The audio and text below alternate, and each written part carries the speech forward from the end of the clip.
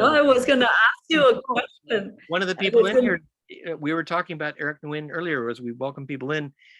He launched his novel, and he's been part of Divan when it was being organized, so he would have been working with Kim on that. So to everyone who's with us, as I'm sort of scatteredly mentioning names and people, thank you all for joining us. We are at Elliott Bay Book Company, which is on Duwamish land in the city of Seattle in the northwest corner of the United States, which is probably necessary to point out because tonight's program is sort of all over the world. In having, at long last, novelist and author Kim Thúy on for her extraordinary newly published book, M, which has just come out in English translation. It's been out in French, translated by Sheila Fischman. And she's in Montreal, and she's being joined in conversation by our friend Nguyễn Phan Quế Mai, who we've done programs with in person and by these means. And she's usually somewhere quite different in the world.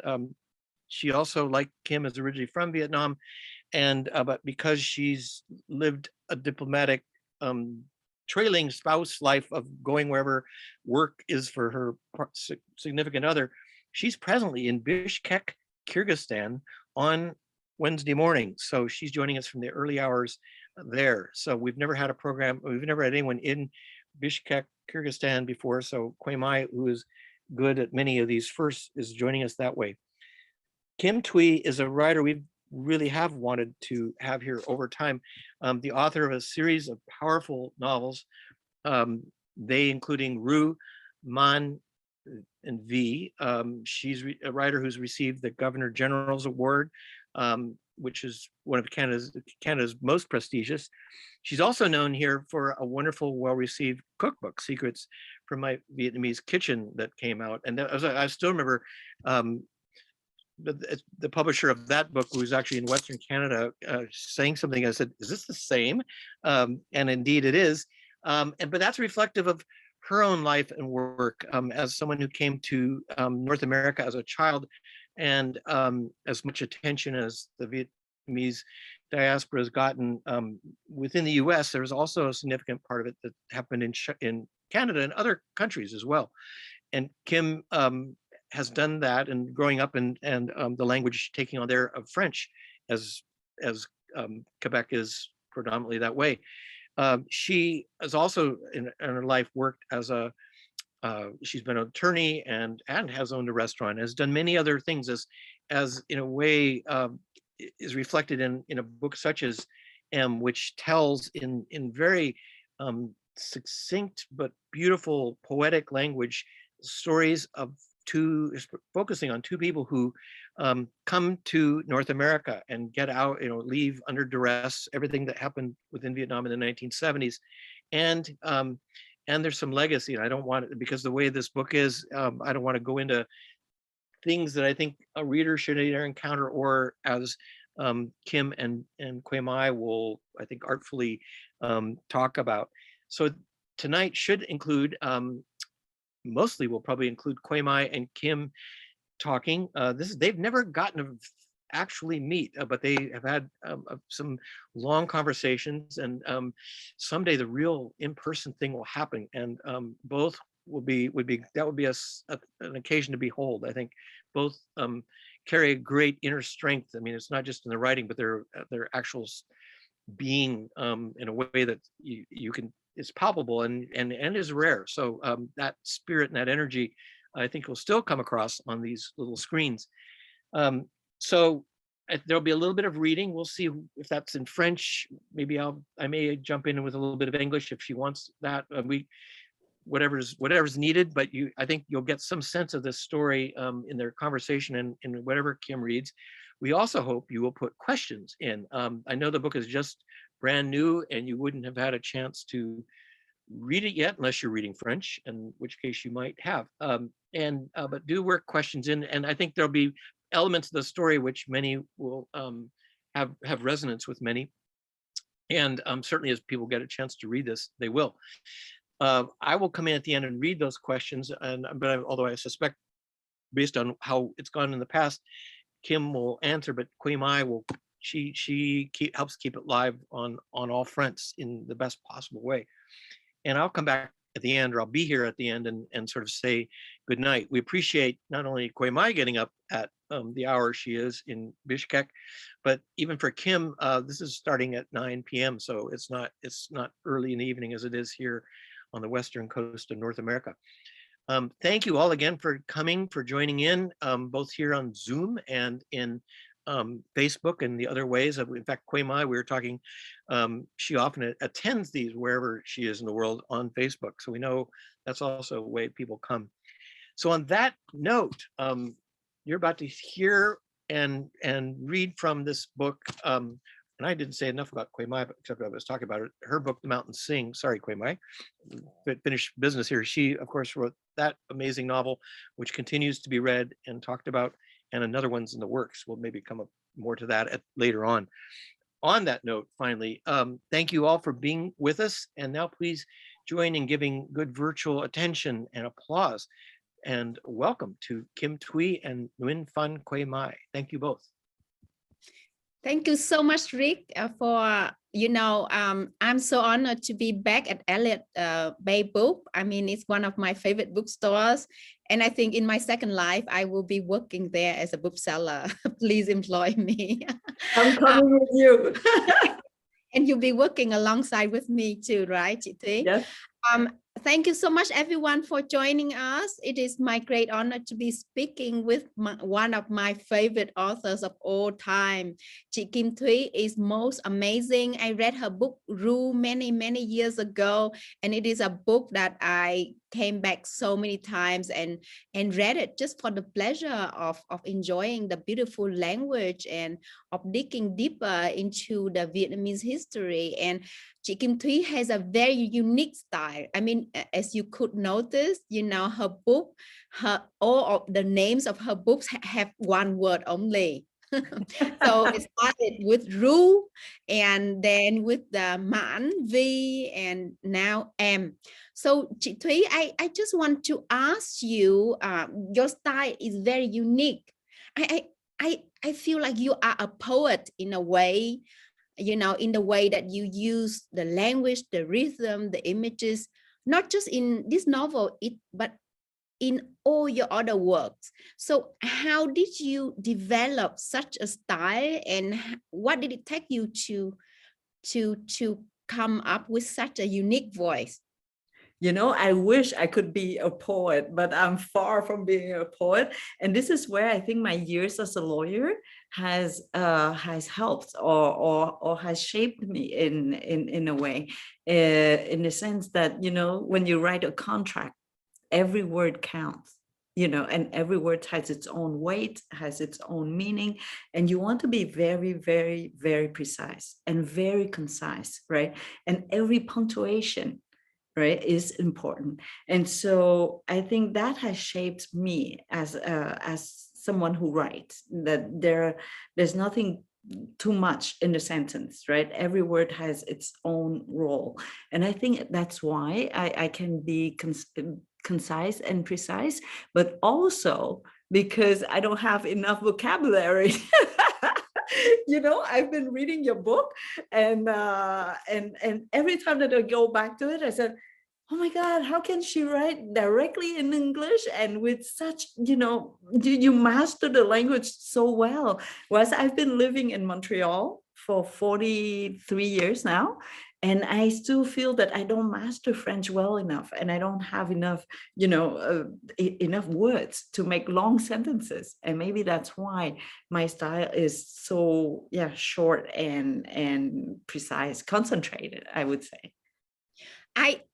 I think you are being too humble. I think your ways of expression are just extraordinary. I don't have my bookshelf here because the container of our belongings are still at sea, traveling to Bishkek from Indonesia. But I have highlighted so many passages of your book.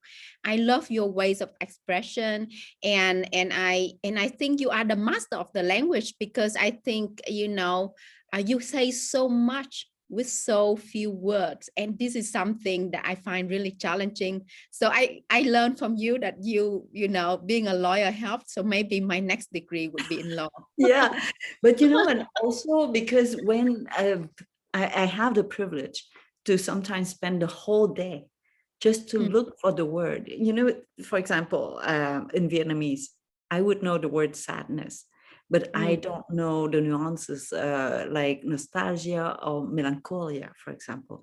Whereas in French, I have enough vocabulary basically to go look for that precise emotions, right? Because nostalgia is different than melancholia, right? Nostalgia, you have a place, you're longing for a place, right? Whereas melancholia, you don't necessarily have a place in mind or an event in mind. It's just that sadness, right, that you feel. And so I think that when we have the privilege to spend a lot of time on one word, then we get to find that word. And once that you have that word, you don't need the description, or you don't need to give more, because it's already there. And I remember in this book, in M, there's one passage where I basically, I had to go to a hotel, and I locked myself in there for 2 days just to write 3 sentences. It took me 2 days, until it's quite expensive, you know, 2 nights at the hotel for 3 sentences, because I was trying to describe a scene of the massacre in My Lai. And I didn't want it to be horrific or terrific. I just want the reader to be there, to be present. And I remember there's one, you know, during this whole thing, I wanted to describe one event, and I couldn't. I had not found the words for this. And I'll tell you about this one. Like an American soldier who arrived in Vietnam and saw that next to some of the soldiers there were strings of something, and he didn't know what they were. So he went, you know, and he looked closer, and then he realized that they were ears that the soldiers would cut off from their, you know, the enemies when they could kill them. And so basically they were like trophies, right, of those battles. And I didn't want to tell that horrific story. I just wanted to convey that these young men, you know, 18, 19, 20 years old, American young men, they were not born with this idea that one day I will string up ears. Or, you know, even before, even when they first arrived in Vietnam, I don't think they had this idea.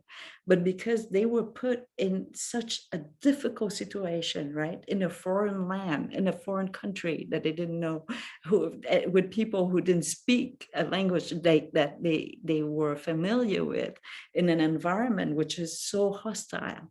So their way of coping, of answering to this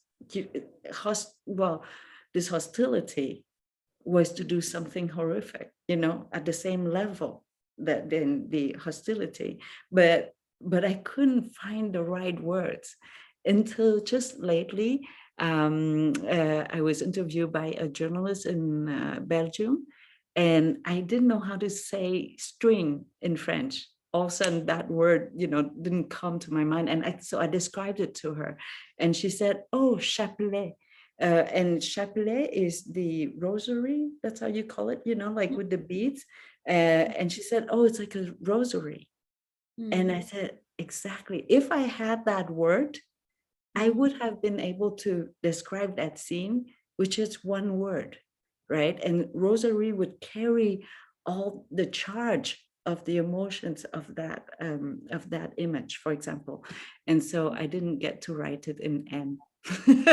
You see? So yeah, if I had more time, probably I would have found that word, but I didn't. So maybe that's why I have time. I was rereading your book last night, and I came across the scene of the My Lai massacre. And after that scene, I felt hollow, because I was hit with such a force, you know, because you don't let us experience the whole atrocity of how many people being killed, of how many innocent civilians, but you just gave us a snapshot here and there of what happened to the characters. And I felt such pain, and I'm still haunted by it. So I think you did it really well. I think, you know, for us, for both of us, writing in French and me writing in English, we write not just with our vocabulary, but we write it with our feelings, right? We need to feel the words, and we have to convey it in a way which feels true to us. And sometimes it takes a long time for us to find that the depth of our emotions to be able to express. But I think, you know, we needed to express it to kind of to free ourselves from the burden of emotions we feel, because I mean, our people have gone through so much. So you know, you mentioned about the My Lai massacre, but you know, this book is so epic because it covers so many important events of our history. So I mean, for readers out there who haven't read Ru, I just want to highlight that I read the you know, the early version of this book you know, a few months ago, and I love it so much. So I wrote some words for it. I just like to read my words to you. Just like tender, strong, and graceful Vietnamese silk threads, Kim Thúy masterfully weaves us through Vietnam's 20th century history while binding us to the lives of its people so that their experiences expand our worldview. Em is an original, innovative, poetic, and haunting novel that deserves to be read, shared, studied, and discussed.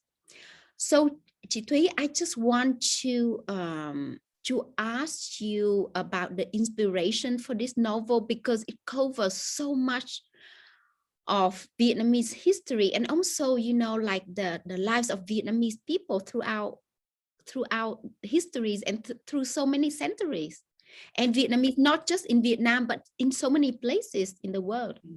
But you know, it started off with a love story.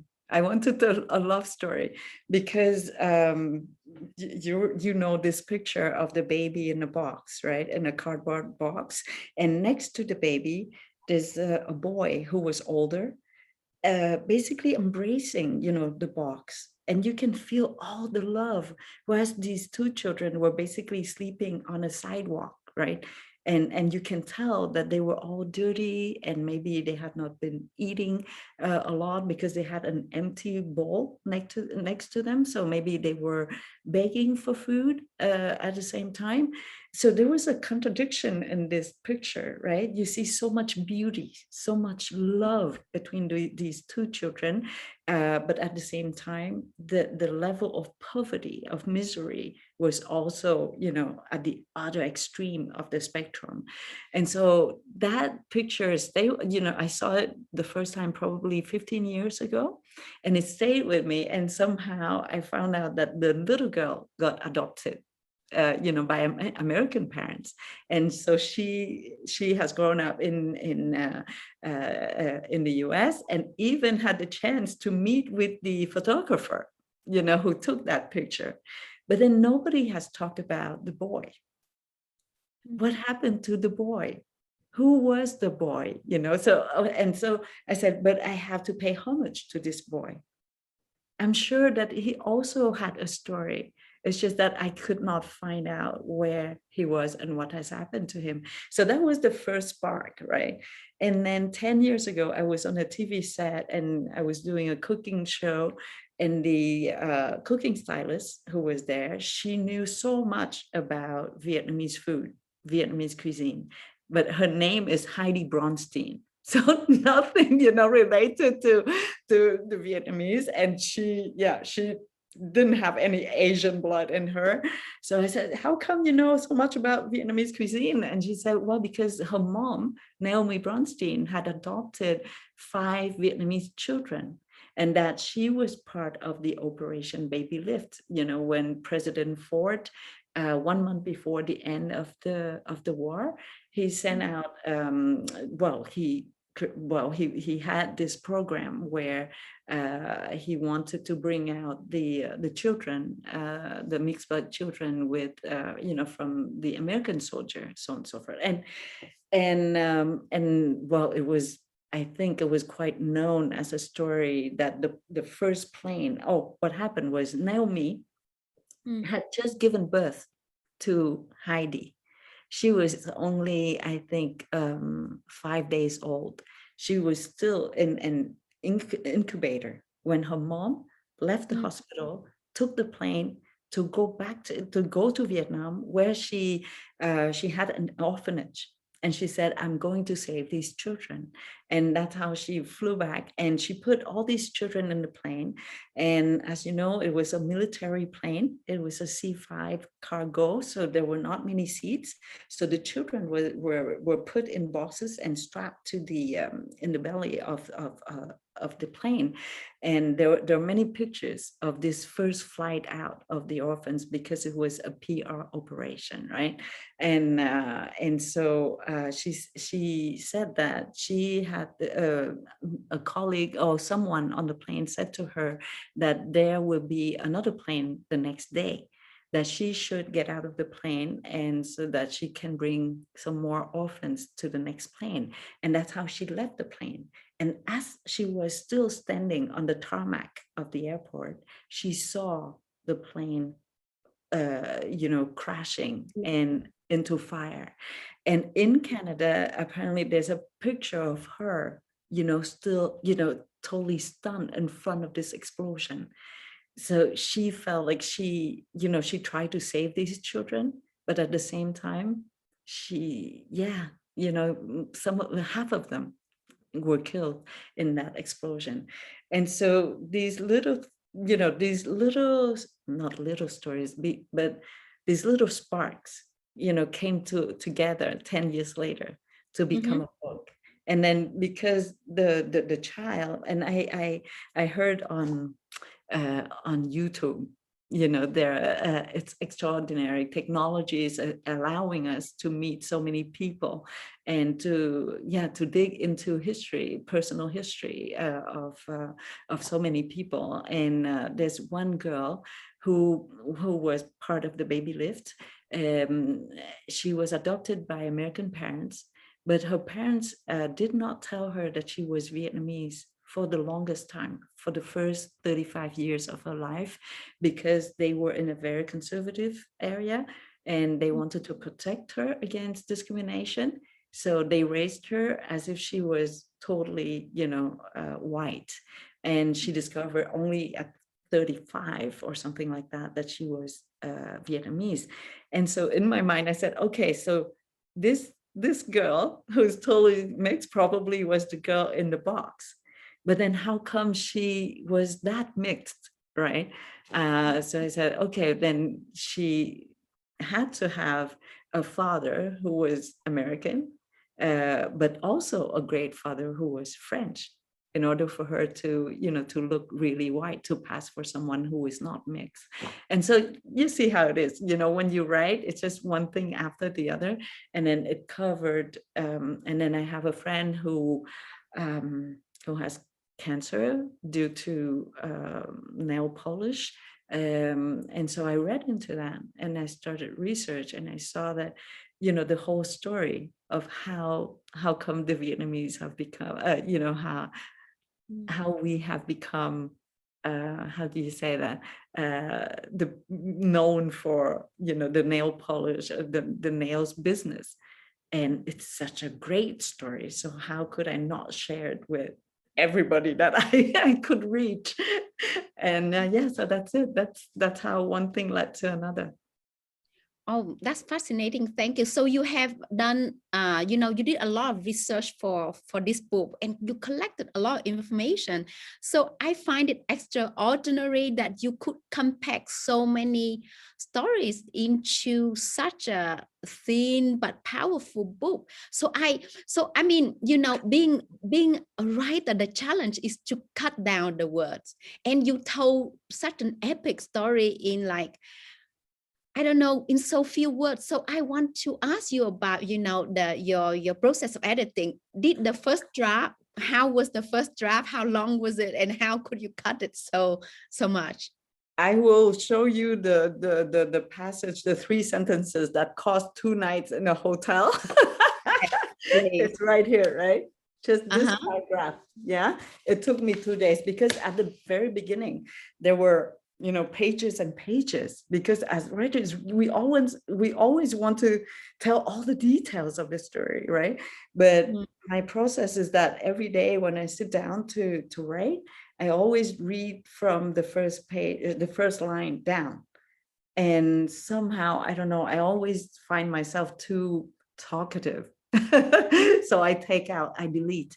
And so I think I delete probably 70 to 80% of what I write. And I throw everything away right away, because I don't know, I just feel that I talk too much.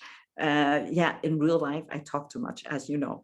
But in books, somehow I get to be quieter. And so imagine that at 24 hours before it went to the press, and everything was ready, you know, for the press. And my editor just wanted me to push the button, enter, and say, okay, yes, it's going to the press. And I don't know what went through my mind, but I opened up the book and I took out 1/3 of it. I deleted 1/3 of the book. So it changed everything, right? Because the press had already the number of pages, the cover, and I'll show you the French version. It's really thin, you see, the French version. So the cover had been designed for some, you know, so 1/3 thicker. And the price also was different.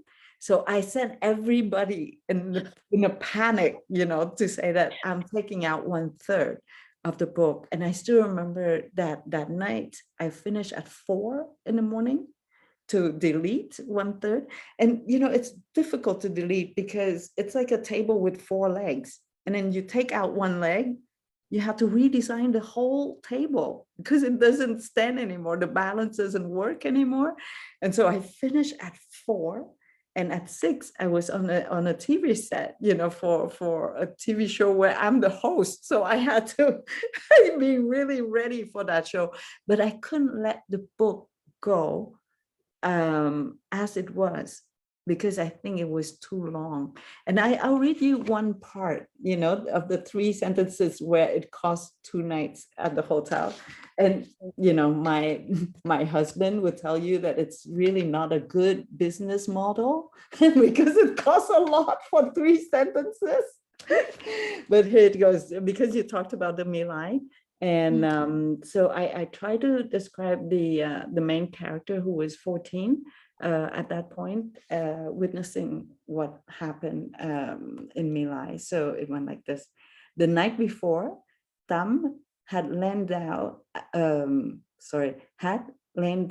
a child. The next day, she awoke with no family. She went from artless laughter to the silence of adults whose tongues have been cut out. In 4 hours, her long, girlish braids were undone as she faced the spectrum of scalped heads. And I think that was enough. I don't think you needed more. I'm sorry, I read really badly, and especially tonight. Many words that I cannot pronounce because I didn't write it in English. So this is Sheila Fischman's voice. And I think that, you know, that was enough to say that in 24 hours, the life of this girl totally changed. That she was, you know, with braids on her side. And then the next day she was facing with adults being scalped, right? And how, and I don't think I need to tell more to the reader. You can see and imagine the scene. and what she had to go through. And but just for those 3 sentences, yeah, 48 hours. I read the same passage last night, and after reading it, I had to stand up, walk away, and I had to walk around my hotel room. I had to process the scene somehow, because it's just so painful and so vivid, and I just want to, because I think some readers, I think as writers, we want readers to be involved, right? We want to leave space for the readers to take part in, to interpret the meaning, to fill in the empty space with their own interpretation, or also with their own imagination.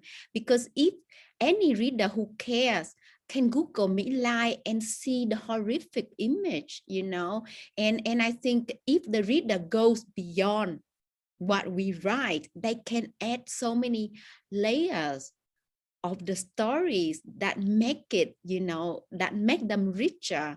And I feel I'm really privileged to be your reader, because you have inspired me to dig deeper, to understand more, instead of just receiving the information that you tell me, because I think readers' participation is so important, and we want to have active readers.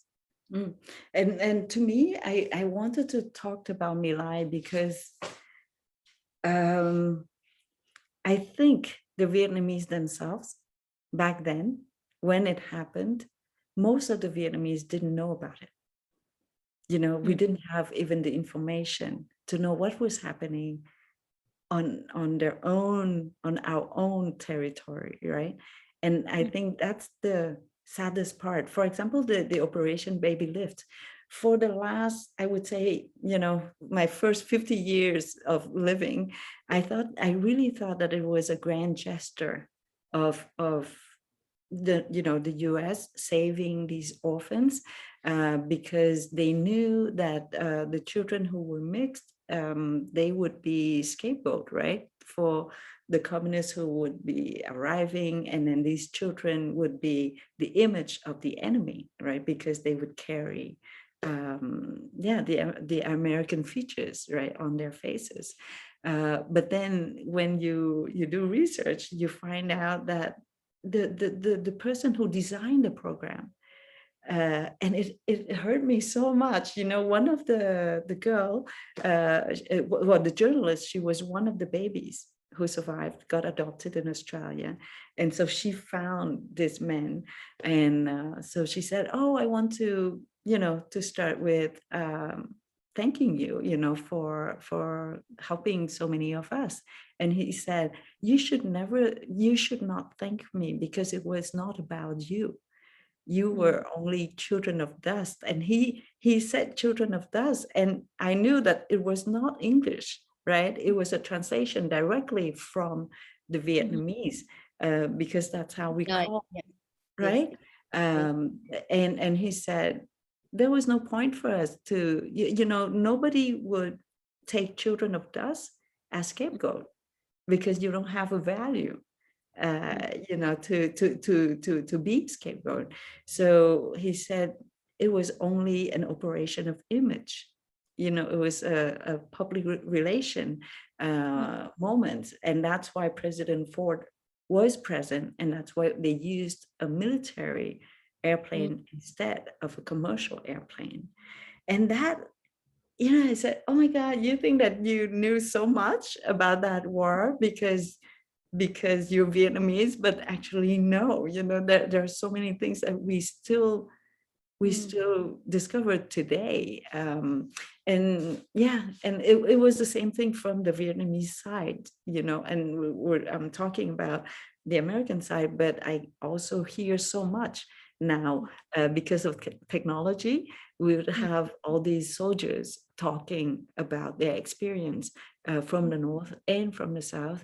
And then you realize that, oh my God, it was just painful from every single corner, and every single angle, and everybody was right and everybody was wrong, because war does not resolve anything, right? So with this book, I try to show that, you know, for the same thing, yeah, after the research, I didn't know where was good and where was bad, because it was all mixed together, right? The scene where the pilot, and this is a true story, right? Where the pilot saved a child during the My Lai massacre, an American pilot who saved this child.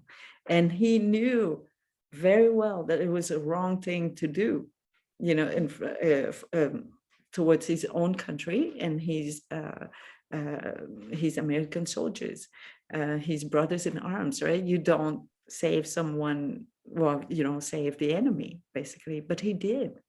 And so what, that gesture alone, was it good or was it bad? Was it wrong or was it right?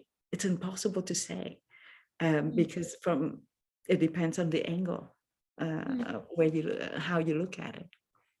You know, you ask us so many questions, you know, in this novel, important questions about, you know, the ethics of wars, of, you know, the happenings of so many events, and what it means to us, you know, as people who are looking back at those events these days.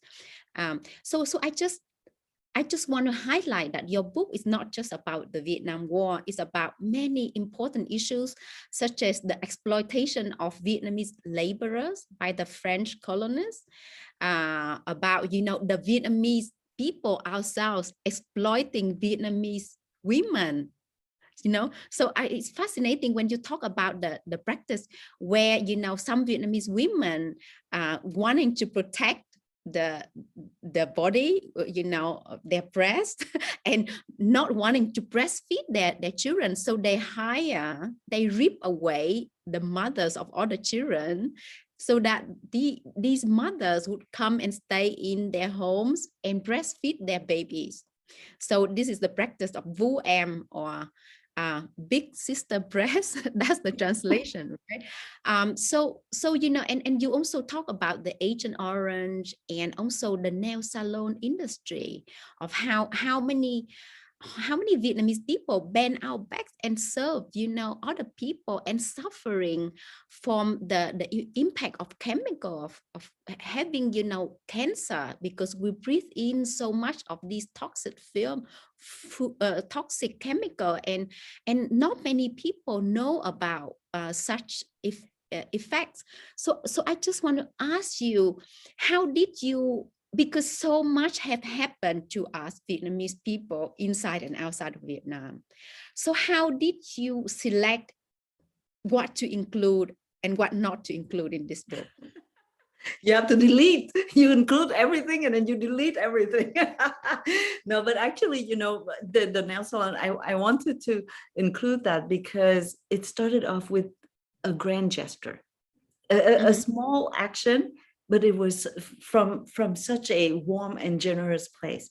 You know, for Tippi Hedren, this actress, to visit the Vietnamese refugees in California, and in her mind was to find a way to help the Vietnamese refugees, and she didn't know how. And then just from one comment from one Vietnamese woman who said, "Oh, you have such beautiful nails." And then the idea came, and she said, "Oh, I'm going to organize, you know, a class to give you training on how to make, how to work on nails." And it started off with that small group of women, you know, the 20 of them, I think, in that camp. Tippi Hendrick, you know, she hired her technician to come and showed, you know, these women one day, and then it started off with one, you know, one generosity or one generous action. And then it has become an industry of $10 billion a year. You know, how could that be, right? So it should be a great action. But then 40 years later, you realize that all the chemicals And again, so I think this book is really about good and bad, right and wrong. You cannot find it, you cannot find that line yeah, it's really intertwined, I think. And for the laborers, the workers, it came to my mind because of the word coolie. Because the word coolie in Vietnamese, we use it all the time, right? But it has 2 syllables. I had never questioned about that word. I always knew the word coolie. It was used for workers, but more like slaves. Yeah, almost like slavery. That it was a bad word. But then, as I was writing, I said, "But coolie, how come there are 2 syllables? That's not a Vietnamese word." So I started looking for it, and then I realized that no, it was not used only for the Vietnamese. Actually, it started way earlier with the Chinese and Indians.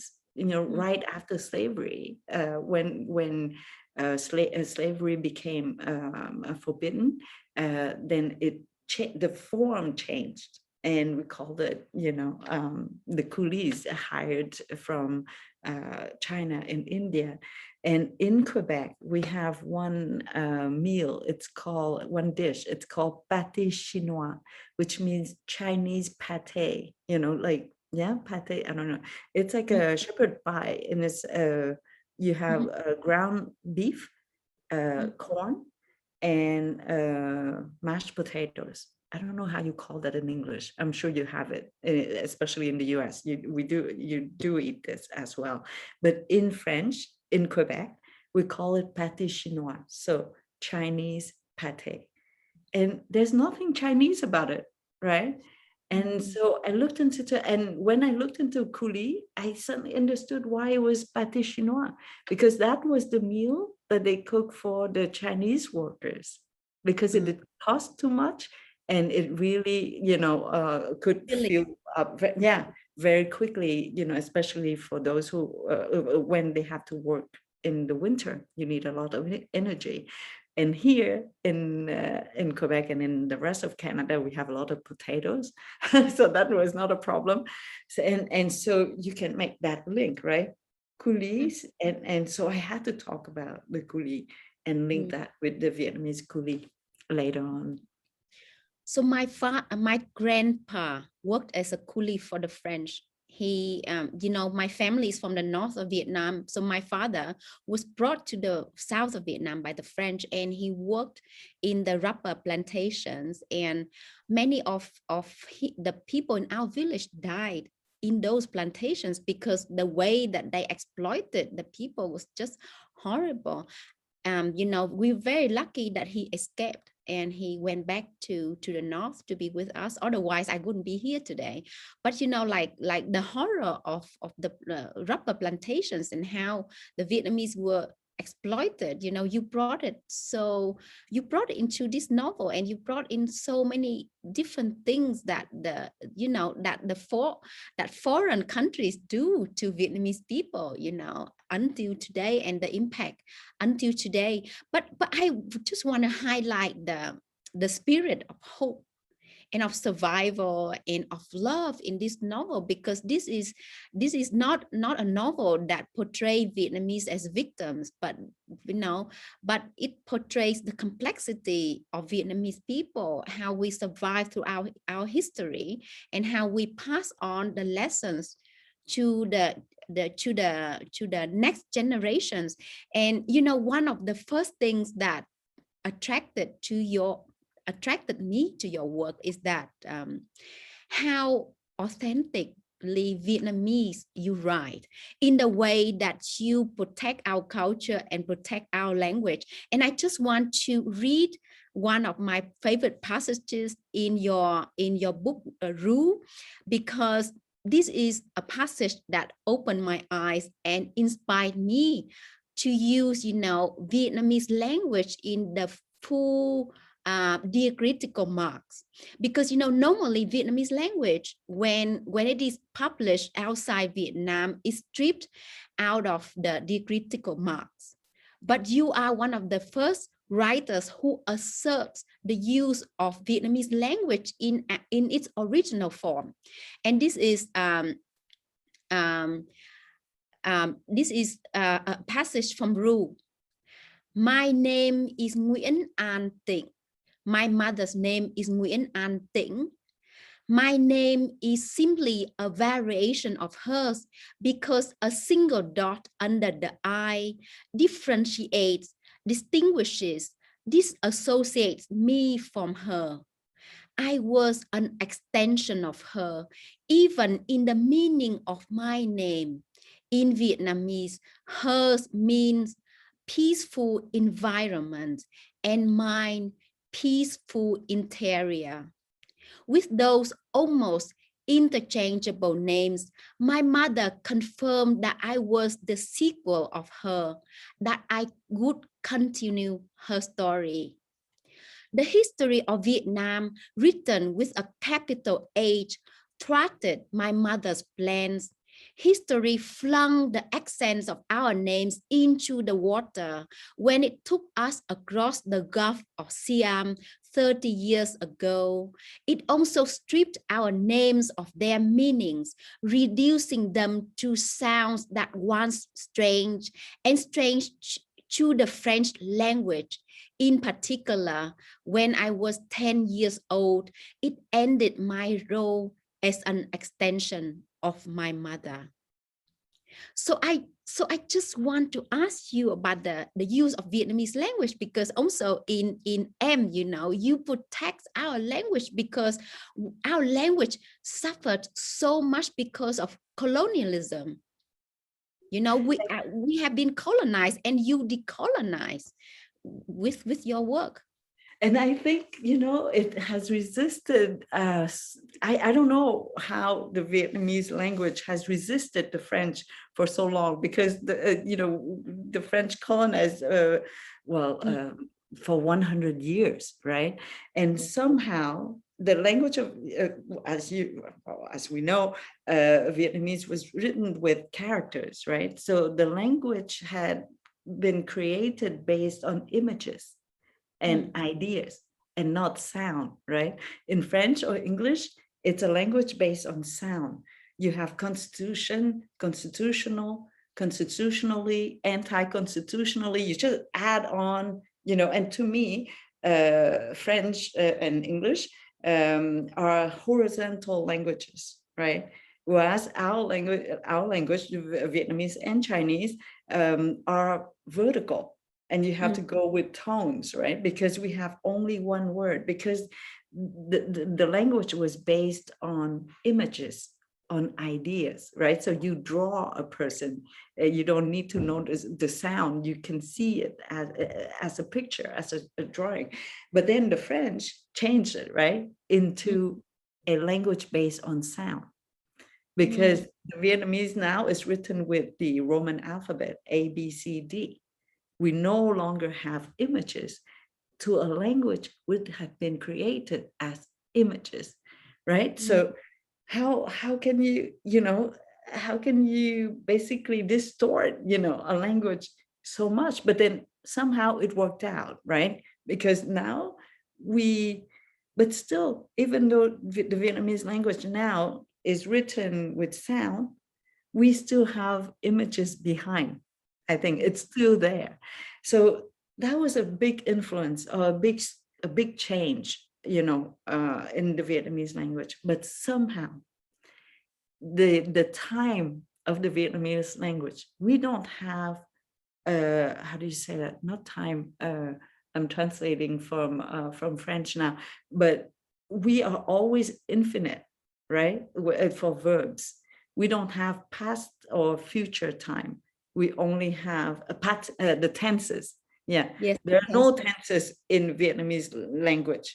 We only add the time particle at the beginning, or yesterday, in January, or something like that, only once. And then we continue to talk, and somehow we understand each other still. There's not so much confusion.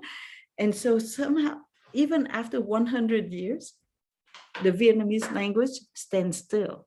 and does not have that influence, you know, about the tenses, because we are only in the present time. And that, I find it extraordinary, you know, the resilience of a language.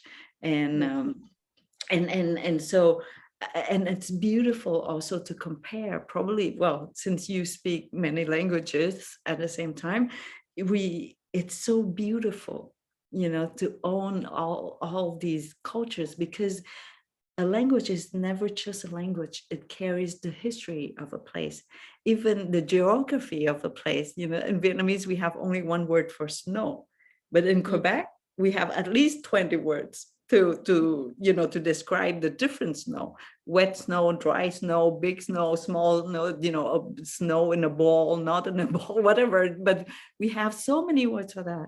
And so, and even the language is even political, right? The same word, for example, just the word camarade, comrade. Here in Quebec, comrade is just someone who studies with you, who's in the same class. But in Vietnam, comrade is really identified with the Communist Party, right? The South doesn't use that word at all. And there's one word, you know, for those who speak French, you agree with me, there's one word in French which is so beautiful, is gourmand, G-O-U-R M-A-N-D, and it means that you eat with a lot of pleasure, more than you need to eat, with a lot of pleasure, but with you know, a bit of guilt. Whereas gluttony, you know, like gluttony exists in English, which means that you eat too much, right? And we have that in French as well, glouton, right? But in English, you don't have the word gourmand and gourmandise, simply because gourmand is so related to the culture of the, you know, the Latins, to eat, you know, for hours onwards, to eat more than we need, to eat sweets, you know, and stay a long time at the table. So that's why I think Vietnamese, to me, what I know of the Vietnamese language, it's not only language. I'm trying to share the culture behind the words. And that, you know, in your books, just because you use a lot of proverbs in your book, and every time that you read a proverb, you know that it has to come from Vietnam. Like one proverb, you said something like, you avoid a banana peel, but then you will hit a coconut shell. Right? And it means that you try to avoid one problem, but then you find yourself with a different problem. And if you're in North America, you would never use banana peel and coconut shell, because it's not part of the culture, right? And so that's why I think I love languages so much, because they carry so much more than just you know, words, or it's not only a communication tool, it's a whole culture. Yeah, you know, you talk about language so well. I think you should write a book about language because it's what you've just been explaining to us. So I think we would love to hear questions from the audience. And I see a question from Eric Nguyen. I must tell all of you about his extraordinary novel, Things We Lost to the Water, which is one of Barack Obama's, you know, favorite books this year. So, you know, you could check it out from Elliott by book as well.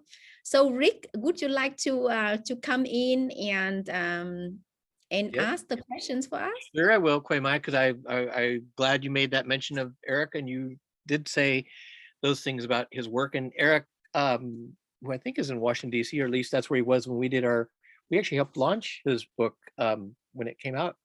But he also worked on Divan, which is and I Karen may put this in the chat if she hasn't, the Diaspora Vietnamese Artist Network, which is a great group of writers and other artists. And they were on their way to having a big, like a day-long gathering in Seattle in March of 2020, last year. And of course, nothing happened after the middle of the month anywhere in the US. So that in person hasn't happened yet. But Eric was one of the people doing all the hard work, and it is hard work to get organized something like that. So his question is, for you,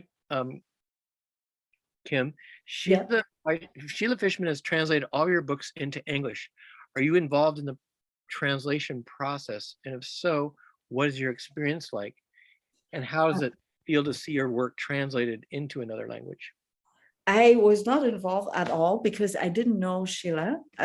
She Random House, Penguin Random House, had invited Sheila to for the translation, and Sheila is a huge translator here in Canada. She has won so many awards. I think every year she wins the Governor General. It's not even funny anymore because she's always on the list. And so I would never dare to contact Sheila if I had known about Sheila. And so when she finished, she called me up, and we discovered that we were only 15 minutes away from each other in Montreal. And I arrived there with sandwiches and soups, and then said, okay. And then we sat and talked for so long. And after 3 hours, she said, don't you want to see the translation? I said, no, why would I want to see the translation? Of course you do it. So, I wouldn't, I don't have enough, I don't master English well enough to contribute to this work. And so she said, but she insisted, and she read it to me, and she has a very deep voice. It sounded like Leonard Cohen. So I didn't understand what she was saying. I just knew that it was beautiful because it came from her voice. And but actually, I would say that when I got the last version of the translation, I read it, and at the end, when I closed the manuscript, I didn't remember if I read it in English or in French. Wow. Because the emotions were the same. So translation is never about words, right? It's about transposing from one culture to the next. And I remember when I met with my Italian translator, she said that, the most difficult word to translate was duplex. And duplex in French, because here we have like houses on 2 levels, 2 apartments with stairs outside in Montreal. It's very particular to Montreal. We call them duplex. And in Italy, you don't have this kind of setting. So she said, how can she, translate duplex? Well, Sheila, she said to me that the most, she wanted to talk to me because she said there were so many silences in my writing. And I thought my writing was very simple because I only have subject, verb, complement, right? Subject, verb, complement. I'm really simple. But she said, no, the difficult part was all the silences that she had to translate and to choose the right verb, for one thing or for the next. And so we spent a lot of time together just to translate for me to explain to her the silences. So that was the difficult part for Sheila. But by now, at the 4th book for M, I think she can write on my behalf. She doesn't need a book. She doesn't need my book. She can write, her own book, and she would write, and exactly, I think my voice. And so it didn't take her a long time to write, to translate M because of that, because she knows me too well.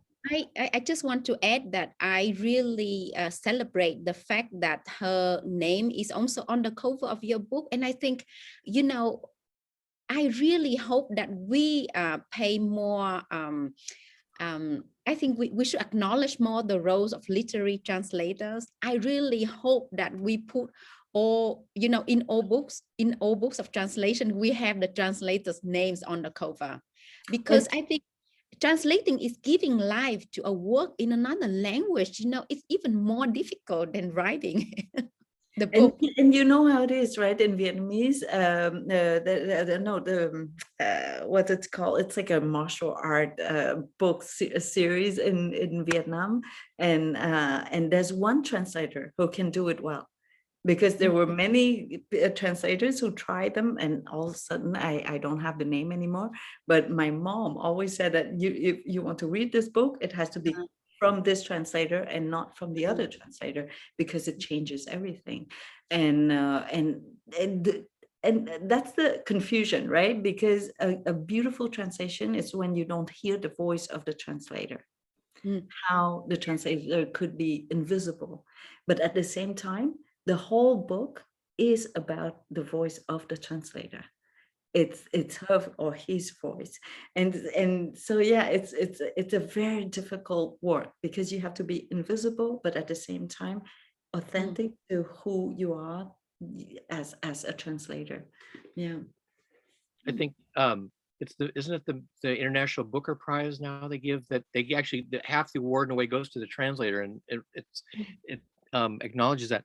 A little bit though, back to what you were saying, what Sheila Fischman was saying about translating you. I guess it was that first time we were talking before, and you sort of disavow any ability or tendency in the area of poetry, but I think the word poetic has been used accurately with your own language, your prose, and I think it's for a translator reading you in the original, there's a resonance your words have because there is silence around them, or even, and so the sound, what the word is in its sight and its sound is different when there's a space, this page or a whole blank space, than if the words just keep going, because there's a different flow.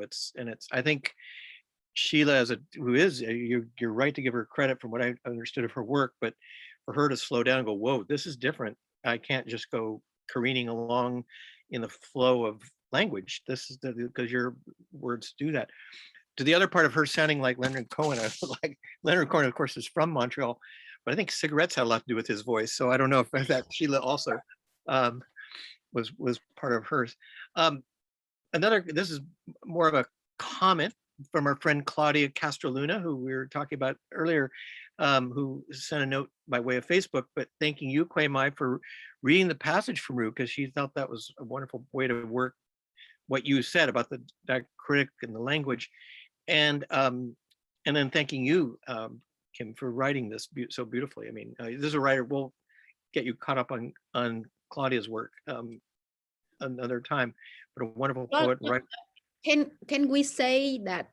Can I say that Claudia's poetry is so amazing? So all of you, if you haven't read, if you don't have books from Claudia, please get them, because she is just amazing. And she I had the privilege of reading with her at Elliott Bay Book Company, and I mean, her work has enriched my life as well. Thank you so much, Claudia.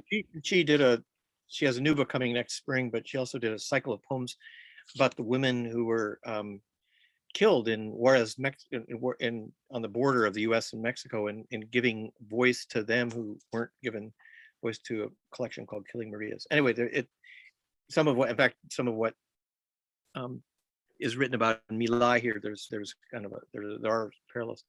Can I mention that Quế Mai has just won the Dayton Award? The big award.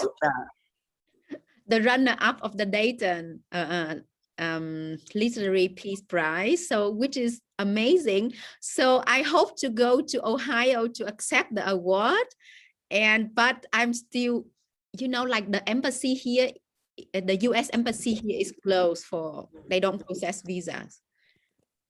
So I don't know how I can get a visa to go to the U.S. for the award ceremony. Oh, really? It's hard.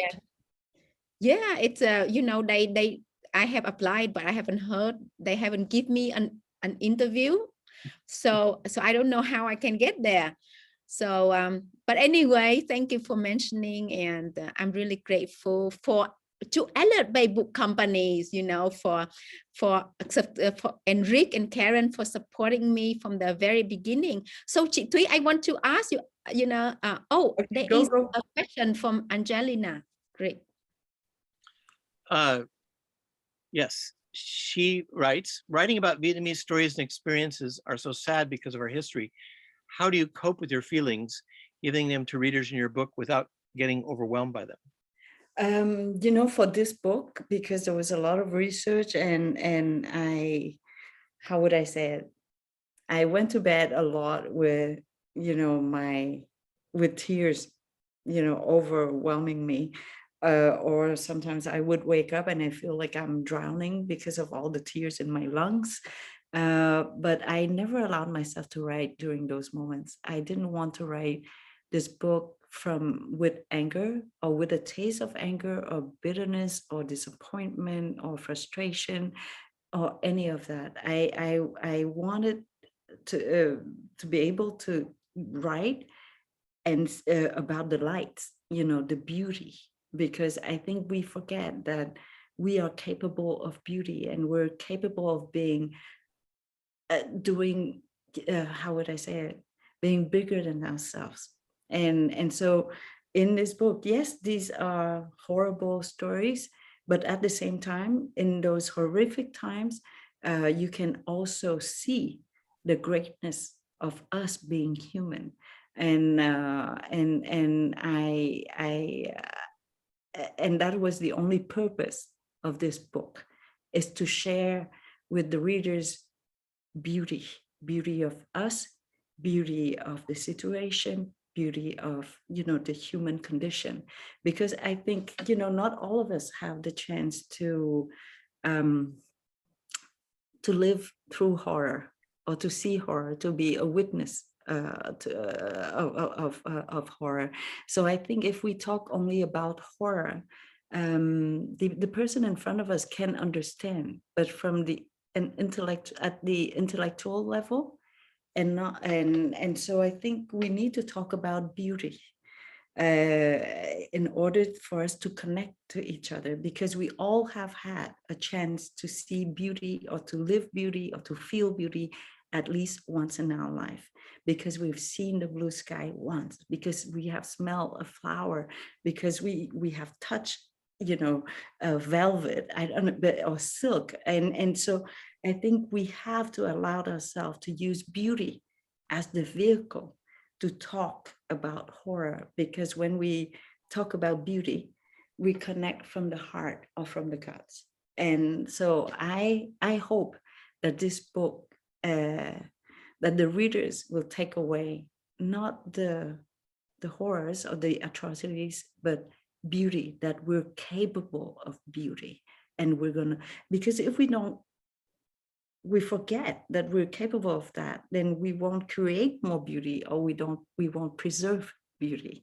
So I think we need to be reminded that we are capable. And that's the whole point of this book. That's the way to end tonight. I think I know. I just mean that so beautifully and succinctly says so much. It says what the book is, but it says something really beautifully and strongly within. So yeah.